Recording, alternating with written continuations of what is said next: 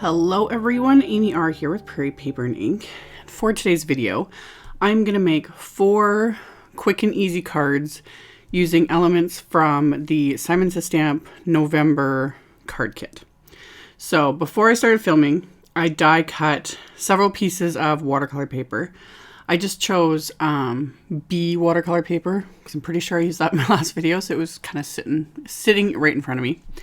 So I die cut the watercolor paper first with one of the Simon Says Stamp just stitched rectangle dies. Rather than do the stamping and everything first and then try to find a die that would fit, etc., I thought I'll die cut it first. Then I know exactly where I want to place my stamps. So after I die cut the watercolor paper, I am lining up stamps from the little Woodland Whimsy stamp set that comes in the kit. So I'm lining everything up in my Misty, and then I'm stamping it in VersaFine, Clair, Fallen Leaves ink, which I'm also been a little bit obsessed with lately.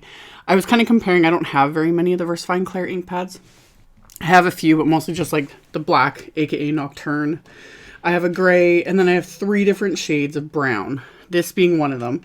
And I was comparing them earlier, just kind of swiping them cardstock, and this one is very much, honestly, this is the closest to black, is the easiest way to describe it. It's a very, very neutral, dark brown, whereas the other ones are very warm, different tones. Anyway, I've just kind of been obsessed with this. It just gives a little bit of a different look than stamping everything in black, which is how I've been doing what I do for the last 15 years. So, woo, I'm stepping outside the box. Anyway, back to the cards. So I just organized the stamps very similar, as there were 4 critters in the set. So I was like, well, there's 4 cards. And then there's all the little like greenery images, etc., the little banner stamp, and they're all obviously designed to kind of frame these critters, or you could use it to frame the sentiment, etc. So I kept everything very similar between all 4 stamp panels. I just switched out the critter, and then I would kind of switch out a bit of the greenery, and I kept the banner stamp along the bottom in the exact same spot for everything, because I will stamp a sentiment a little later to keep everything consistent.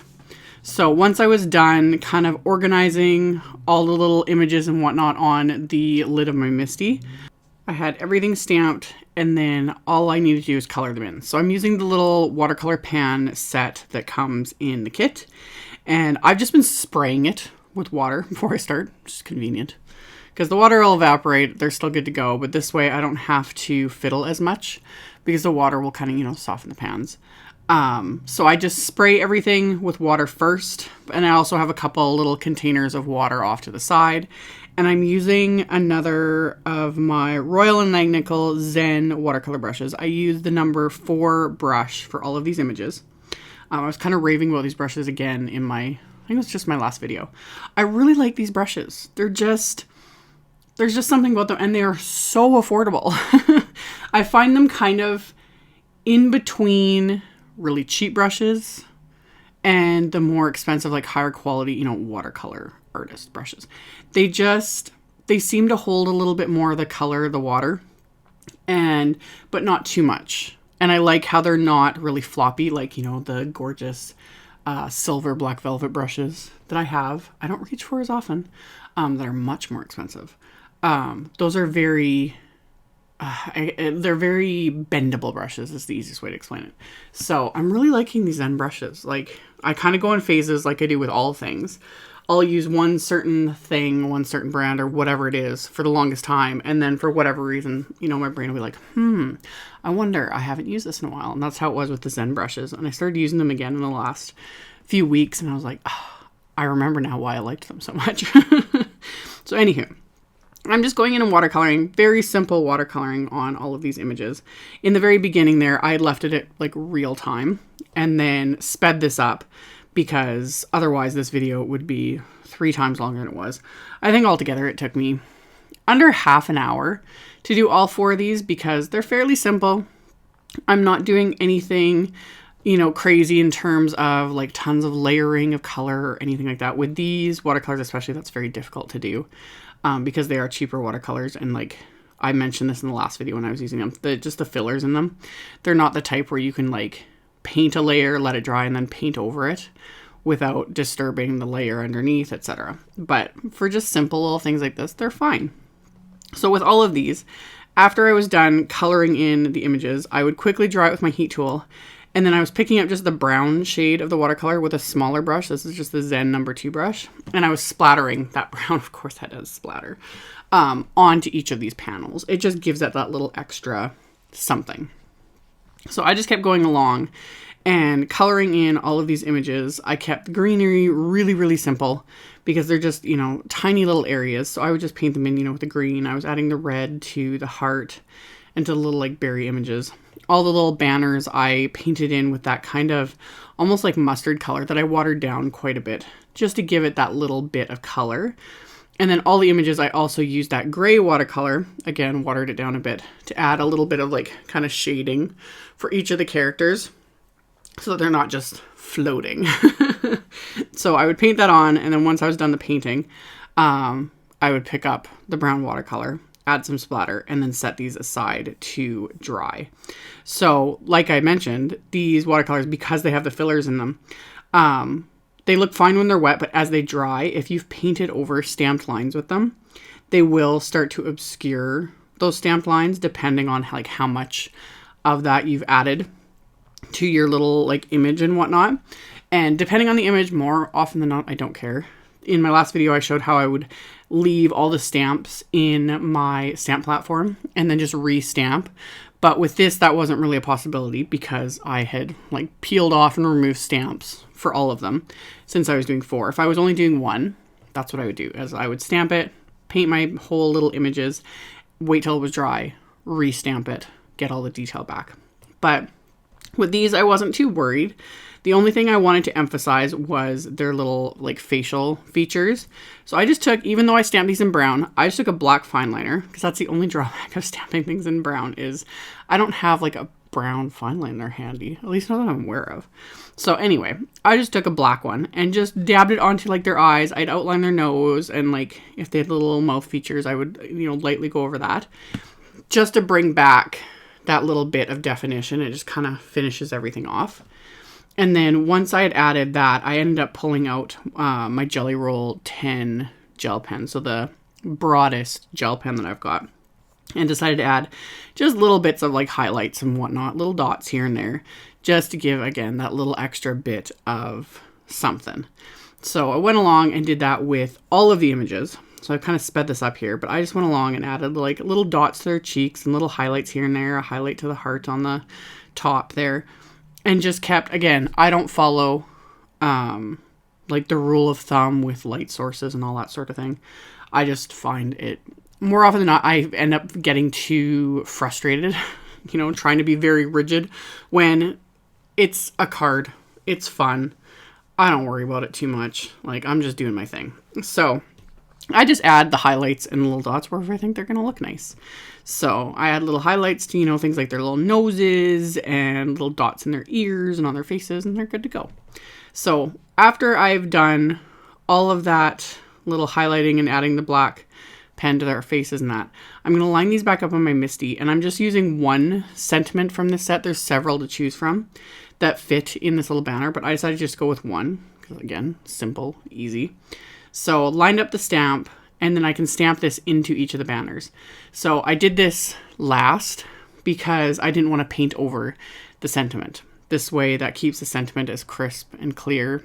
You know, it's not obscured by the watercolor paints or anything like that. So then I could just keep lining up these panels and then stamping them with that Fallen Leaves VersaFine Clair ink. And then once that's done, the bulk of these cards is now kind of going into the simple mass production stage. So I die cut pattern papers from the kit with a larger stitch rectangle wafer die. I like doing that with, when I'm keeping the cards simpler, I like using something like a die with a stitching edge, etc. It gives it that little extra something, you know, that little extra bit of detail without, you know, tons of layers, tons of embellishments, what I normally do, you know, 5 pounds of glitter. So I die cut the pattern papers, and then the cardstock was in the kit. So I just cut the Desert Storm cardstock and the Greenleaf cardstock in half lengthwise. So I've got all 4 of my card bases here. So these are 4 1/4 by 11. So I'm scoring them all at 5 1/2 with my Teflon bone folder. And then for the sentiment on the inside of the card, I chose this sentiment and then decided I was going to frame it with these kind of little sprigs of greenery images. So I lined everything up first just on my craft mat so that I knew how I wanted it all to look when I stamp it on the inside of the card. And then once I've got everything lined up, I'm going to pick all of these up with my acrylic block. And then once I've got that picked up on the block, I'm actually going to remove the sentiment from this and put the sentiment on a separate block. This way I can stamp the sentiment in one color, the greenery in another, and I don't have to fiddle, try and ink up one portion or another. If these stamps came attached, I would most likely cut them apart if that's how they came, to save me the hassle. But they don't. They come all separate, on the sheet, so you can do whatever you want. So this way I can stamp the sentiment with the Fallen Leaves ink, and then I'm stamping the greenery with MOWED Lawn Distress Oxide ink, which in video and pictures doesn't show up as well on the green cardstock, but it does in real life. You can see it. It's subtle, but it's just, it finishes everything off. And then of course on the Desert Storm cardstock, it shows up much better. So I just kept going along and stamping the sentiment and then inking up the little greenery with the MOWED Lawn Distress Oxide ink and then stamping that on the inside. And then that's going to keep the insides of the cards clean, kind of simple, and good to go. That was another question I got recently. It's like, what do you do? Because, anyone who's watched my videos, you guys know I like to add pattern paper. I stamp the entire image. I'll do entire backgrounds on the inside of my cards because it's just, I always have to finish the inside of my cards. But something a lot of people have been asking lately, it's like, what do you do when you write? Like, do you write around it? Do you just, add something? I will write right over it. If I had stamped like these little critters, etc., or something large on the inside of my cards, more often than not, I will write right over it. I don't care. It doesn't bother me at all. It depends what what all I have to say. It depends, how much space there is. And sometimes I'll kind of write around it. Like anyone who has received a card from me, my writing's atrocious. But it'll be like all crooked and wonky because I will literally write like around the image, just to preserve it because it's cute or whatever. But yeah, more often than not, I'll just write right over it. It's there just as kind of a little bit of a decoration on the inside, but I don't want that taking away from like what I'm actually writing to the recipient. So again, back to the cards at hand. So I adhered the pattern paper with my xyron tape runner.